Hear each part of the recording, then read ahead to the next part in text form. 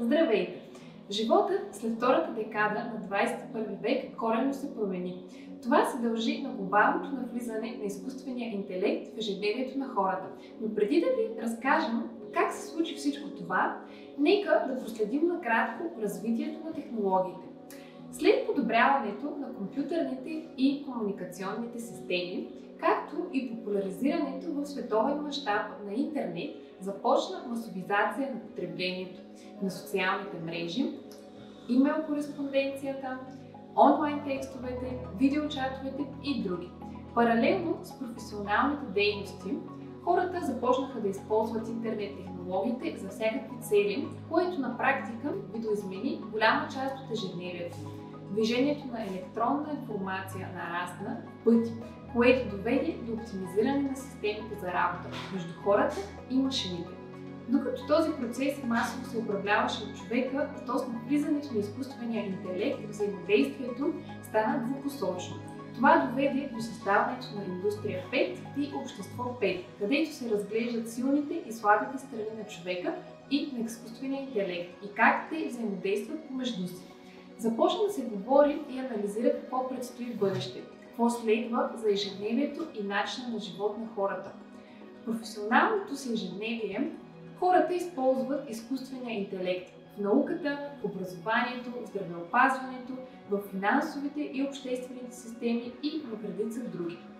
На пръв поглед този естествен процес на все по-често присъствие на изкуствения интелект в ежедневието ни се приема напълно нормално и вероятно не всеки вниква в коренната промяна на стила на живота, особено младежите родени след 2000 година, които на практика са съвременници с най-модерното развитие на компютъризацията и масовизацията на интернет технологиите в световен мащаб.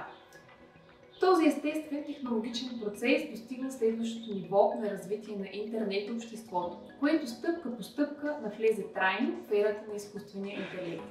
Като този процес мощно ескалира в края на 2022 година, когато първоначално средствата за масова информация представиха пред световното общество голям брой публикации, свързани с популяризацията на ChatGPT. ChatGPT, да. Той е съществувал и предходните години на 2022, но защо изведнъж се заговори толкова много? Кое е важното? Може много да се говори, но най-очевидното е, че ChatGPT на OpenAI е с отворен достъп до всеки желаещ да го използва. Но преди да е имало достъп до други системи с изкуствен интелект, кое прави ChatGPT толкова значимо средство? Това е определено приятелския интерфейс и ефективността на представената информация и характеристиките на чат-бота, който в голяма степен наподобява стила на изказ на едва ли не реален човек. Всичко това доведе до масовизацията на ChatGPT в световен мащаб. Дори и създателят на Microsoft Бил Гейтс, който е виждал редица значими технологични новости, ще изрази възхита и емоцията си от силното присъствие на ChatGPT и значението му в ежедневието на хората. Като изразява мнение, че след откриването на графичния интерфейс, ChatGPT е второто най-важно технологично средство навлязло в живота на хората с голямо влияние, което тласка света към нова високотехнологична ера. Да, ChatGPT отвори път на потребителските чат-ботове. Вече има и достоен конкурент в лицето на Bard. Вероятно ще има и други значими чат-ботове и системи с изкуствен интелект, на които могат да се споменат достоинствата. Но по-належащият въпрос е какво предстои пред хората и техния начин на живот, свързан с изкуствения интелект. Някои от насоките са: перспективите за развитие на изкуствен интелект са пряко свързани с развитието на компютърните технологии, електрониката, автоматизацията и редица други. Тяхното приложение ще стане по-осезаемо и ще бъде постоянна част от онлайн пазаруването и търговията, особено по време на епидемии, здравеопазване, транспорт, киберсигурност и други. Изкуственият интелект ще се превърне от услуга в постоянна част от живота на хората. Хората ще бъдат освободени от рутинните дейности, ще се замества или намали интензивността на интелектуалния труд в определени професии до пълна замяна на специалисти от определени професии с интелигентни устройства. Ще се изградят дигитални интерактивни пространства за информационни технологии, където хората и машините ще се сътрудничат. Ще има пълна интеграция на мислещи машини, като роботи в сложни и опасни места за работа, спасителни операции и други. Ще се вземат отговорни решения в сложни ситуации и процеси. Ще се повиши ефективността на обработката на информация при големи обеми данни, ще се подобри качеството на помощ в рутинната сфера от ежедневието, ще се подобри качеството на професионалната помощ, както и други, където изкуственият интелект и технологиите ще присъстват. Анализа на значимостта на изкуствения интелект в ежедневието може да се задълбочи. Може да се отвори тема за това как изкуственият интелект ще застраши определени професии, като напълно замени човека, като също, че ще направи хората по-малко креативни, защото това ще се извършва от изкуствен интелект. Но дали е така, само времето ще покаже.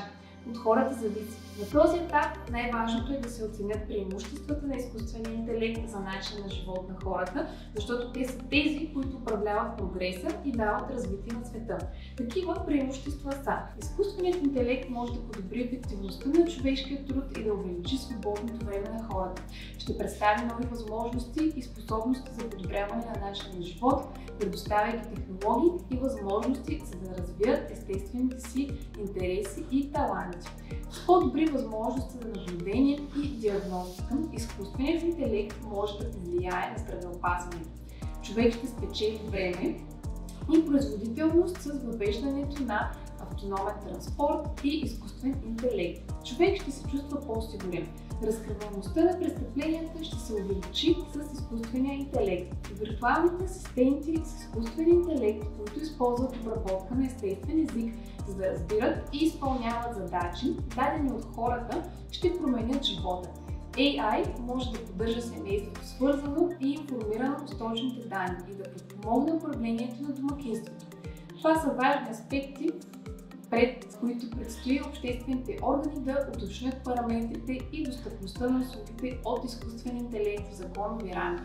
Тогава хората ще продължат по директен или индиректен начин да взаимодействат с изкуствения интелект в ежедневието, което ще оформи техния персонализиран начин на живота.